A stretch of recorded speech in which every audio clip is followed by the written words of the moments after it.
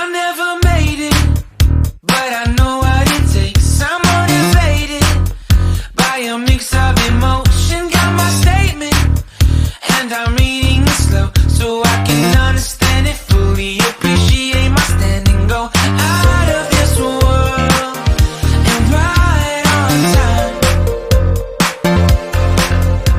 Oh, never in my life have I seen the sky light up like this.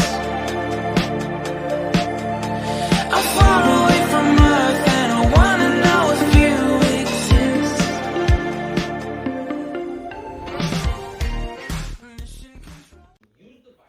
Hey guys, we're going to get our seeds in some dirt finally.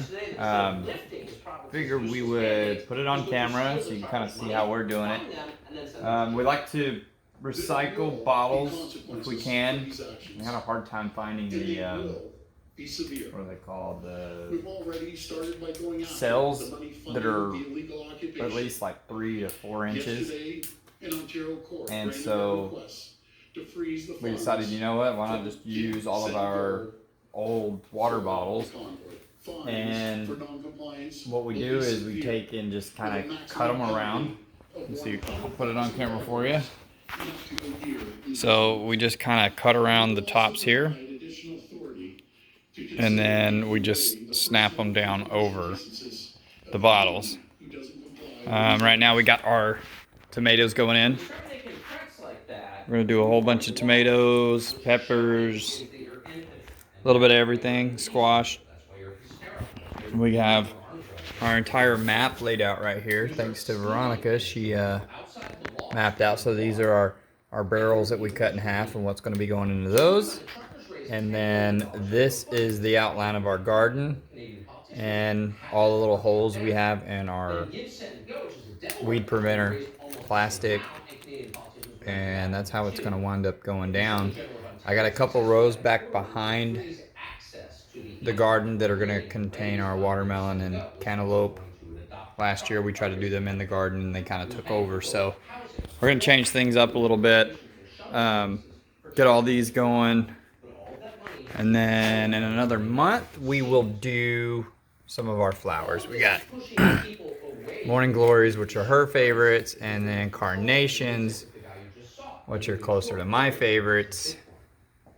And we're gonna throw them in this tub. So these are bottles we've yet to use yet. We have a total of 124 holes out there. Some of these will be directly sown, like the okra is gonna be directly sown, the Swiss chard. But a lot of this stuff has to be done this way. And part of the reason why we put the lids on is because we get fungus gnats really bad. And part of that's due to me bringing stuff indoors and trying to grow them like that back there. So this kind of helps protect them. Keeps the fungus gnats from eating away at the seed. Allows them to come up. And we got two options. We can just take this part of the lid off, and that'll help reduce some of the humidity, so that way they don't just get popped right away from the change of coming up inside there, and then we just pull the whole top off. They just went from 100% humidity to whatever it currently is outside, and that a lot of times will kill your seeds. So we could just crack that lid and limit the amount, or we could just take the whole top off once we see them start to sprout. One of the good things about doing this too is if you're going to be outside, it can help with preventing the wind from just decimating the hell out of your sprouts. And March is always a big time of the month for high winds. We always have to watch out for watering, bugs, winds, too much sunlight, and humidity. And I'm sure I'm forgetting a couple things you can probably add to that. But we try to do our best to be successful at this, because you'll always kind of lose some. Sorry, I got Fox News going on in the background. So that's what we got. Got all of our stuff inside here. My goal is to get rid of these and put them out in the greenhouse. I'm waiting until after today because it's like in the 50s outside, 40s. But these are all going to wind up going outside and going from there. And you can see how well they're doing. They look pretty good. My grow lights here, it's probably going to blind out the camera. But this white one right here does great.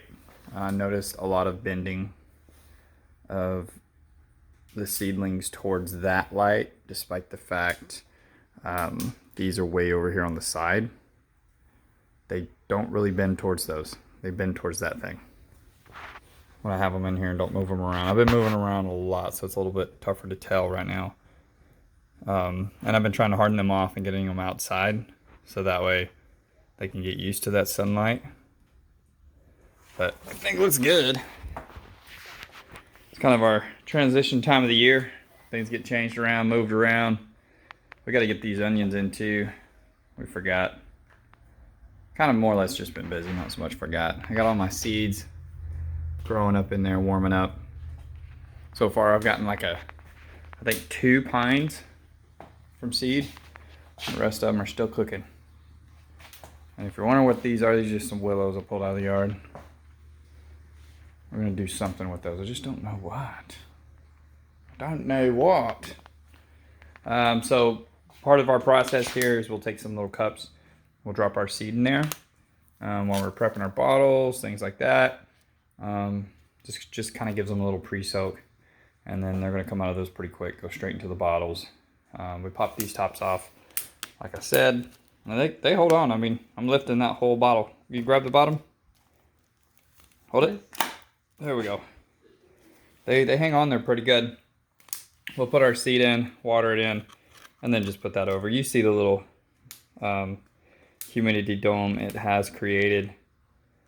So, like I said, if you do things that way, just keep in mind your humidity levels. If you grow that up out of the dirt, it puts off leaves, and you pop that top off, you can lose them from that humidity change.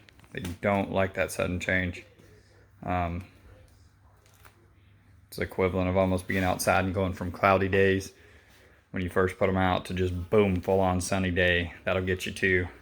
So anyway, this is what we're doing, and I'll throw a little video on here once it's all done, or maybe not once it's all done, because it's just gonna look like a bottle full of dirt. But I'll upload a video later once they start sprouting and show you what they look like. Thanks for watching.